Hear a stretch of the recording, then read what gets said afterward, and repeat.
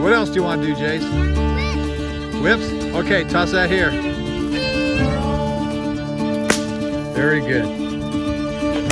Don't look at the whip. You change hands behind your back? Yeah. Good.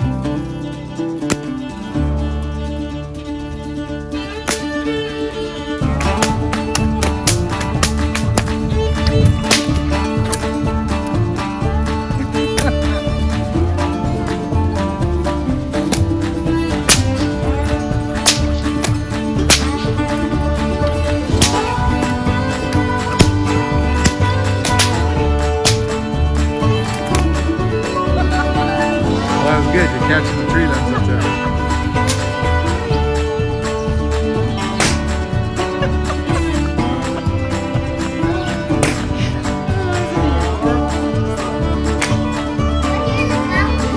Okay.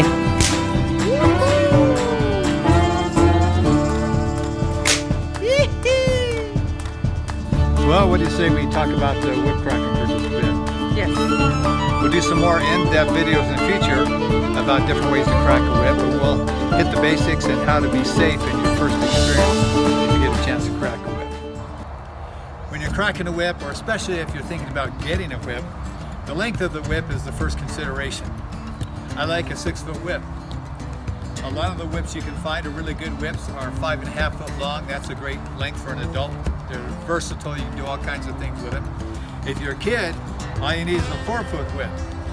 A lot of people like to talk about their grandpa cracking a 20-foot long whip. Well, that might be great for grandpa, and if you want to do just one crack with your whip, then a 20-foot whip might be just fine. But the longer the whip gets, the less versatile it is. I find with my height, a 6-foot whip is versatile. I can do all kinds of different cracks with it. The 5.5 foot whips are good. My wife and my daughter like 5.5 foot. Our grandson Jace, he does pretty well with that 4-foot whip. So, and any longer than a 4-foot whip for a little kid is a little bit too long. This is a bull whip made of kangaroo hide. Those are considered really the best you can get. They're certainly the most expensive. This kangaroo hide is woven all through the handle right down into the what they call the thong. At the end of the thong is usually a thin tapering strip of leather or kangaroo hide. That's called the fall. And I've braided my own fall because I wanted the fall a little bit longer with this whip. This whip always felt kind of stubby to me, so I lengthened it out and braided a longer fall out of nylon cord. And then at the end of the fall is a piece called the cracker. Now you need to know how to make your own cracker because the cracker is the part that breaks the sound barrier, and the cracker wears out very frequently. So you want to be able to make that yourself and replace it yourself. Whips are made out of cowhide, out of kangaroo hide, and a lot of times you can find really good whips made out of paracord. Paracord whips may be the most practical. They're a fraction of the cost. They're still very durable. If you get them wet, that's okay. It doesn't hurt paracord to get it wet. You really hate to get a nice leather or kangaroo hide whip wet. The surface you're cracking on them is a big consideration. You know, if you spent money on a bull whip, you don't want to stand in the gravel or on asphalt and crack that whip, because before you get really good, and actually I still do it, you crack your whip and it hits the ground at some point. When it's hitting the ground, it's abrasing itself on that surface. So if you're on asphalt, it's really tearing into your leather or paracord. If you're on rough cement, it's like sandpaper. If you're on really smooth cement, it's not so bad. If you're on grass, it doesn't abrase your whip. It might turn it green. But if you're on dry grass, that's not a bad place to practice. The best place is go onto the basketball court at the gym. You know, we go in the mid-morning when no one else is there, and it's an excellent place to practice whips, is on the basketball court. A well-made whip will have the correct taper.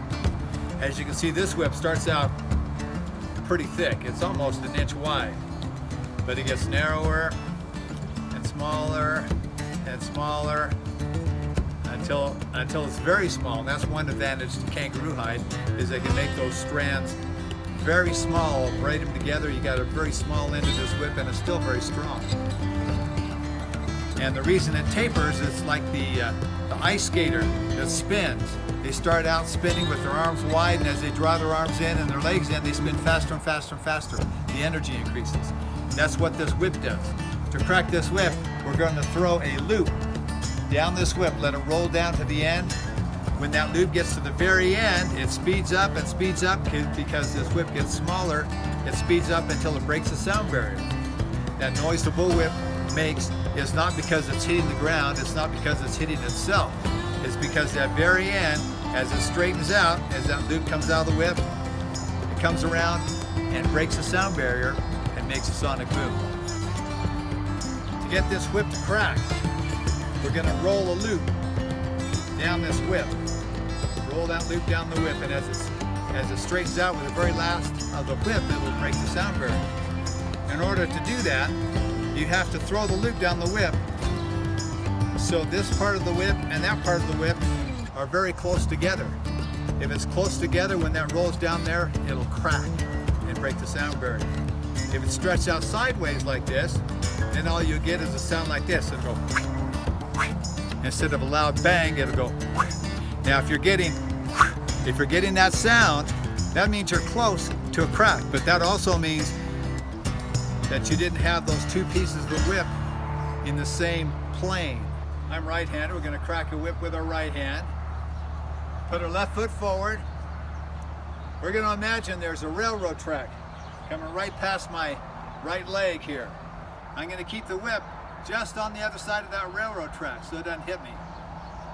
But if I put it out here, then this will be the result. So I'm going to keep it close to my body, but just on the other side of the railroad track. If my focus is trying to keep the whip away from me so I don't get hit, it will force you to do it incorrectly. You have to trust. If you bring that whip straight up here, bring it back, come straight forward with it, it'll miss your shoulder by just an inch or two, and it'll make a crack.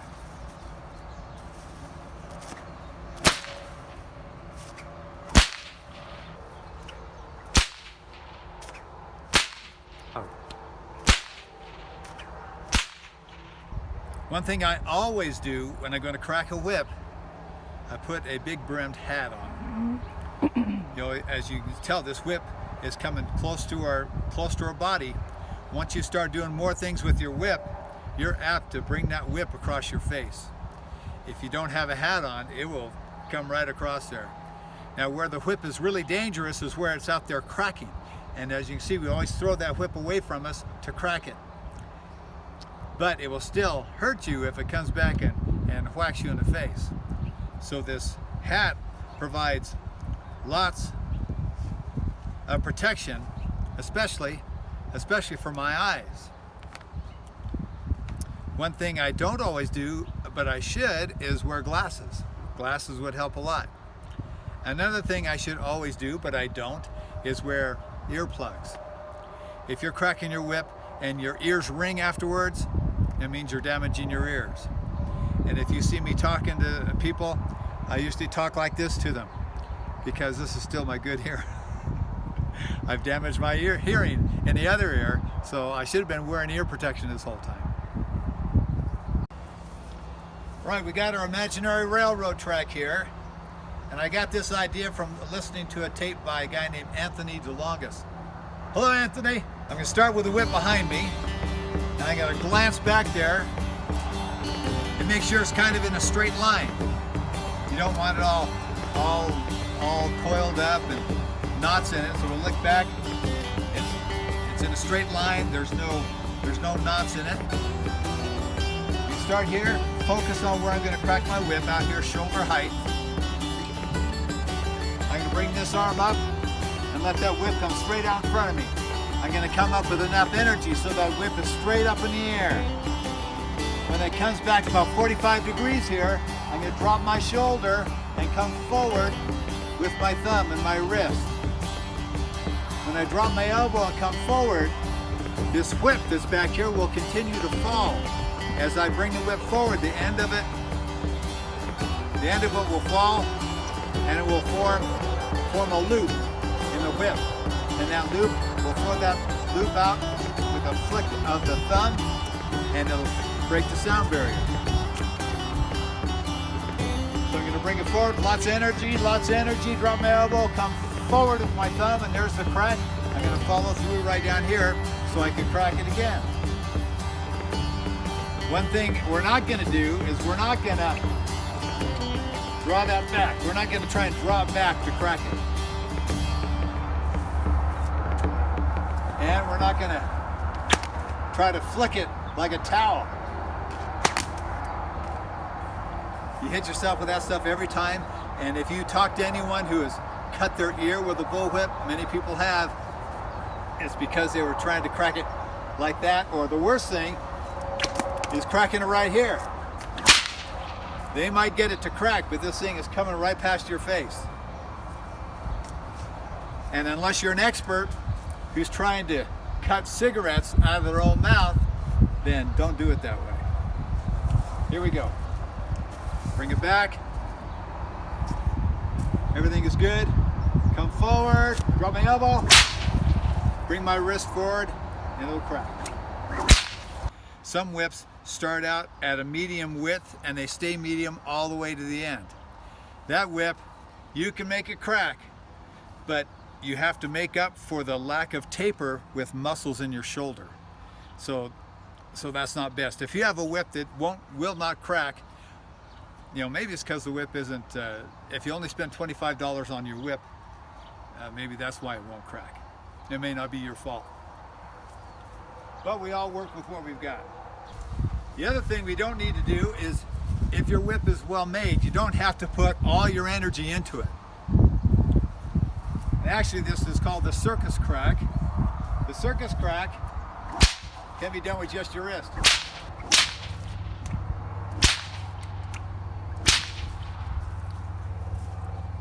So if you're trying to be dramatic for an audience, you know, maybe you put a whole bunch of motion into it.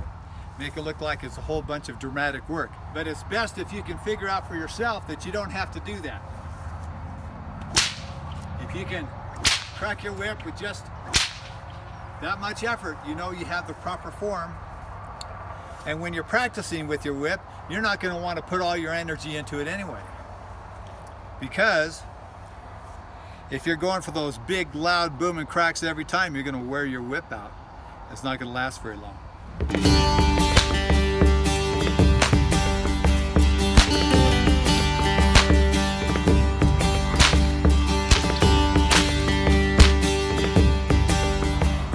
The crack you just saw Yvonne do so well, some people call it an S crack, some people call it a slow figure eight. What we're going to do, make your circus crack. And the reason we follow through right back here, so we can go right back into it, we're going to make that circus crack, but this time we're going to keep going. We're going to bring that whip all the way around so it's pointing forward again, and then reverse it on itself right here. Crack, make your S. Boom. Cracks right, boom, right there.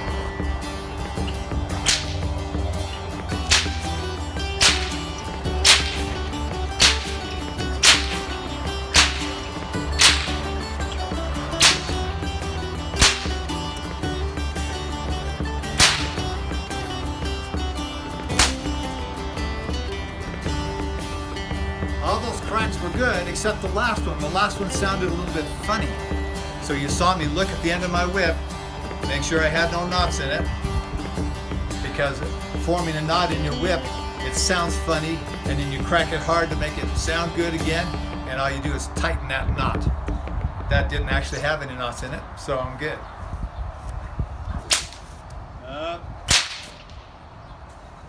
Crack it here. Turn sideways and look at it. Look at it, and it starts to fall over here. You reverse it, and you end up pointing that direction. That's the slow figure 8 or the S crack.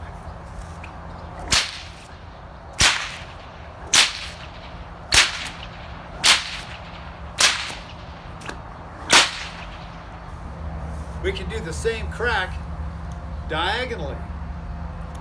And since it's diagonally, the whip won't be touching the ground so much, and you can swing it before you do it.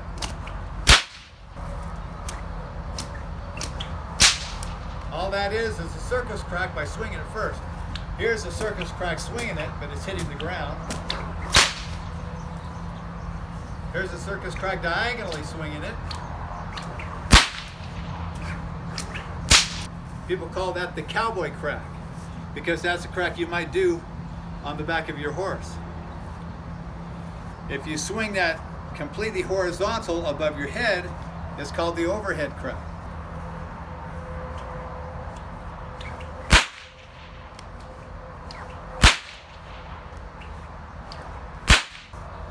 All three are basically the same crack. If you want to make your overhead crack really pretty, then as you crack it and follow through, you got to lift that hand to keep it from coming down into the cowboy crack. The overhead crack seems difficult because you're swinging it like a helicopter, and then you're going to double it back, and you're afraid of getting hit in the back of the neck with the whip. But the thing to remember is it's just a circus crack. It's just a cowboy crack. It's just a horizontal crack. They're all the same crack. You're doing it fast, that whip won't have time to fall and wrap around your neck, hopefully. So if I'm right-handed, I'm going to swing that whip clockwise, as if I were looking up into the clock. It'd be clockwise. I'm going to swing it clockwise with mostly my wrist. As it gets back here, if this is 12, it gets back here at 9 o'clock or 8 o'clock. I'm going to tip my head a little bit and bring that back and point right out here with it. Just like the circus crack, boom right there. The overhead crack, boom right there. Doesn't have a whole lot of arm in it unless you're trying to make it look difficult. Just swing it, tip your head, boom right there, and follow through.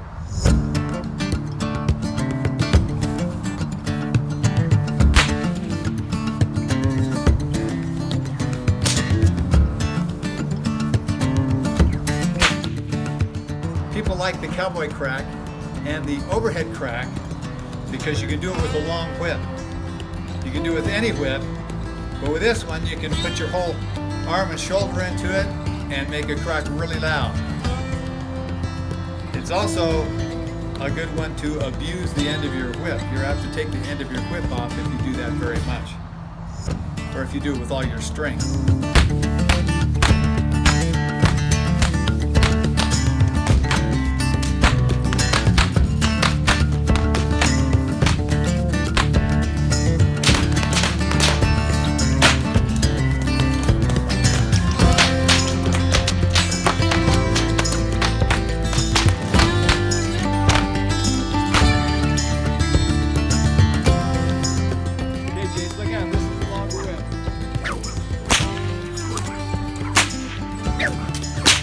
Dan, wait a minute.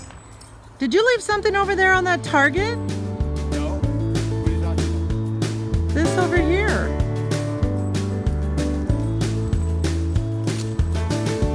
Yes. What is that? Let's see.